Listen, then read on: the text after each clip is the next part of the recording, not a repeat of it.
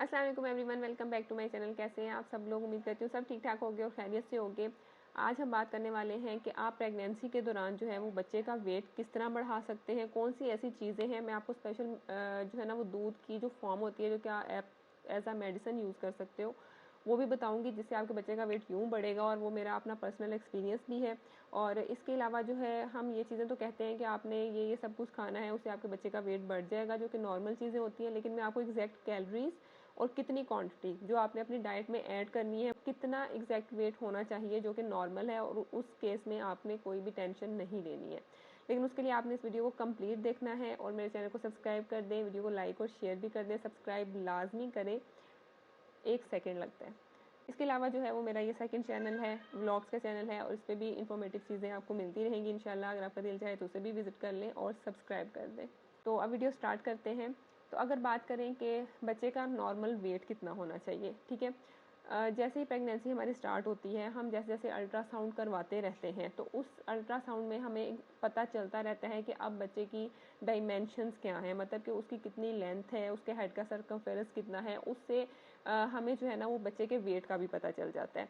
तो जो बच्चे का वेट होता है बिल्कुल स्टार्टिंग में होता है, और जब हमें उस टाइम पे पता चलता है कि भाई बच्चे का इतना वेट है, तो हम परेशान हो जाते हैं कि अच्छा अभी सिर्फ 1.5 किलो का है या 2 किलो का है, तो ये तो बहुत ही कम वेट है। डॉक्टर हमें इस चीज़ के बारे में बताती है। लेकिन आपने छठे महीने तक कोई भी ऐसी टेंशन नहीं लेनी है कि आपके बच्चे का वेट कम है। इवन 7वें महीने में भी बच्चे का वेट थोड़ा कम ही होता है, जो कि हमें ऐसा लगता है कि यार इतना टाइम गुजर गया प्रेगनेंसी को, लेकिन अभी तक बच्चे ने प्रॉपर वेट गेन क्यों नहीं किया।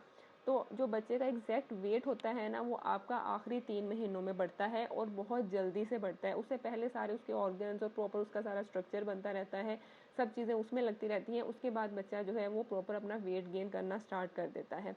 उस केस में आपने उस टाइम पे बच्चे का जो वेट होता है, अगर आपके 7वें महीने में बच्चे का वेट 1.7 kg तक भी है, नॉर्मली 2 kg तक आ जाता है, लेकिन अगर 1.7 kg तक भी डॉक्टर बता रही हैं तो आपने परेशान नहीं होना। वेट कितना होता है कि अगर आपके बच्चे का वेट जो है जब बच्चा पैदा होता है 2.5 kg से लेकर 2.5 kg से अगर 4.5 kg तक भी बच्चे जाते हैं, लेकिन अगर 2.5 kg तक भी बच्चा पैदा होता है तो वो नॉर्मल ही कंसिडर किया जाता है।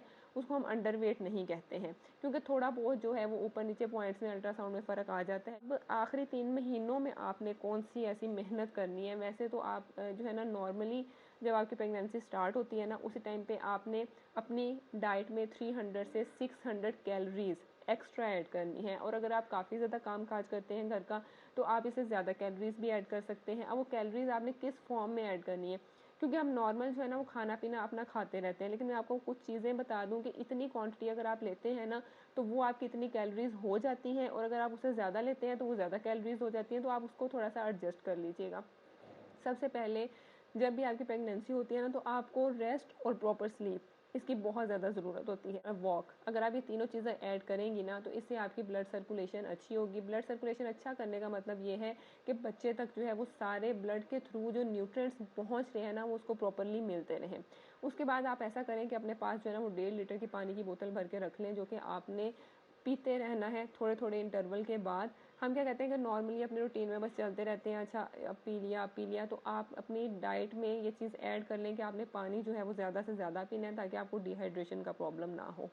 उसके बाद आप अगर 1 बाउल दही का लेती हैं तो वो आपकी तकरीबन इतनी कैलोरीज को पूरा कर देता है, एक बड़ा बाउल अगर आप दही का ले लेती हैं। इसके अलावा आप अगर चिकन का ग्रिल्ड पीस ले लेती हैं, या फिर जितना एक ग्रिल्ड पीस होता है नॉर्मल साइज़ का वो लेती हैं, उसके साथ आप फ्राइड वेजिटेबल्स ले सकती हैं या बॉइल्ड वेजिटेबल्स ले सकती हैं अपने टेस्ट के अकॉर्डिंग, जिससे आपको एसिडिटी वगैरह का भी प्रॉब्लम ना हो और आपको जो है ना वो जायकेदार भी लगे और आप उसे उसका इनटेक जो है वो इजीली कर लें।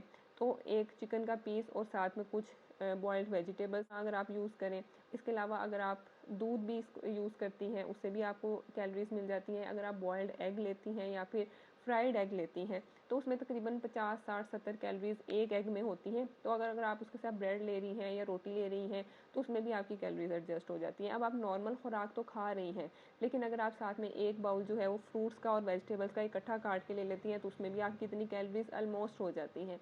तो इस तरह आपने अपनी डाइट में ये सब चीज़ें एक्स्ट्रा ऐड करनी है, किसी भी फॉर्म में ऐड कर सकते हैं, ताकि अगर आपकी जो एग्जैक्ट आपकी डाइट चल रही है ना रोटी सालन की, क्योंकि रोटी सालन में भी 2 रोटियों में तकरीबन आपकी 160 कैलोरीज होती है। इसके साथ अगर आप एक बाउल जो है वो दाल का ले लेते हैं और थोड़े से चावल ले लेते हैं तो उसमें भी आपकी 250 से 300 कैलोरीज जो है वो कंप्लीट हो जाती हैं। लेकिन ये जितना भी खाना है आपने इंटरवल्स के साथ खाना है, मतलब कि थोड़े थोड़े खाना खाने के बाद आपने उसमें बीच में वक्फा देना है, एकदम से नहीं खाना जिससे आपको एसिडिटी का या वॉमिटिंग का प्रॉब्लम हो। वो फिर प्रॉपर आपकी जो एक न्यूट्रिशियस डाइट होती है ना वो आपके बच्चे को मिलती रहती है, उसमें आपको सारे वाइटामिन भी मिलते हैं, कैलोरीज भी मिलती हैं और उससे बेबी का जो वेट है ना वो अच्छे से गेन होता है। इसके साथ अब आपने एक मैजिकल जो चीज़ है ना वो है जी एनफा मम्मा के नाम से एक पाउडर आता है, उसकी पिक्चर मैं आपको अटैच कर दूंगी। इस तरह से मिलता है ये, आप इसको लें और आप दिन में 1 गिलास दूध में लाजमी जो है वो इसके 2 चम्मच डाल लें। इसके ऊपर सारी इंस्ट्रक्शंस लिखी होती हैं, चम्मच वैसे उसके ज़्यादा ही लिखे होते हैं, काफ़ी बड़ा होता है तो उसका फ्लेवर बहुत ज़्यादा हो जाता है। तो अगर आप उसको 2 से 3 चम्मच भी ऐड कर लेती हैं ना तो आखिरी महीनों में आपके बच्चे का वेट जो है ना वो माशाल्लाह से बहुत अच्छी तरह गेन होता है।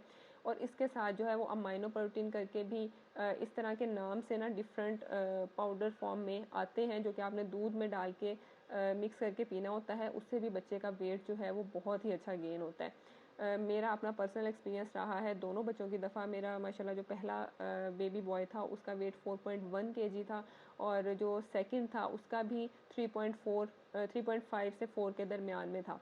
और हालांकि जो सेकंड बेबी था मेरा उसमें मेरी डाइट भी इतनी अच्छी नहीं रह सकी क्योंकि मुझे वॉमिटिंग का काफ़ी ज़्यादा इशू था। लेकिन क्या हुआ कि बिल्कुल एंड स्टेजेस पे, मतलब कि 8वें और 9वें महीने में इन 2 पाउडर से ना मुझे बहुत ज़्यादा फ़ायदा हुआ और मेरे बेबी का वेट बहुत ही अच्छा गेन हुआ। तो इसलिए आप ये अपनी डाइट में लाजमी ऐड कर लें। दोनों आप लें, दोनों चीज़ें लें। और आपने अगर एक सुबह के टाइम पी रही हैं तो दूसरा आप शाम के टाइम पे पिए या रात के टाइम पे पिए, तो आप देखेंगे कि 8वें और 9वें महीने में जो है ना वो आपके बच्चे का वेट बहुत ही अच्छा गेन होगा। बाद आपने जो है वो मल्टी वाइटामिन लाजमी लेते रहना है जो डॉक्टर आपको दे रही हैं। वैसे आप प्री नेटल वाइटामिन जिससे कि फोलिक एसिड होती है और जैसे जो भी आपको डॉक्टर सजेस्ट करती है मल्टी वाइटामिन वो आप लेती रहती हैं, तो उससे भी बेबी का वेट जो है ना वो अच्छे से। जब भी सोए तो अपनी लेफ्ट साइड पे सोए। लेफ्ट साइड से क्या होता है सोने से कि बेबी के जो ब्लड सर्कुलेशन है ना वो बहुत अच्छी रहती है, प्रॉपर ब्लड सर्कुलेशन होती है, तो सब चीज़ें हेल्प करती हैं ताकि बेबी जो है वो ज़्यादा से ज़्यादा अच्छी तरीके से सारे न्यूट्रिएंट्स ले सके और अपना वेट भी गेन कर सके। सो आई होप कि ये वीडियो आपके लिए काफ़ी ज़्यादा हेल्पफुल रही होगी और वीडियो को लाइक भी कर दीजिएगा, सब्सक्राइब चैनल को लाजमी करना है। अपना बहुत ज़्यादा ख्याल रखें, दुआओं में याद रखें। नेक्स्ट वीडियो तक के लिए अल्लाह हाफिज़।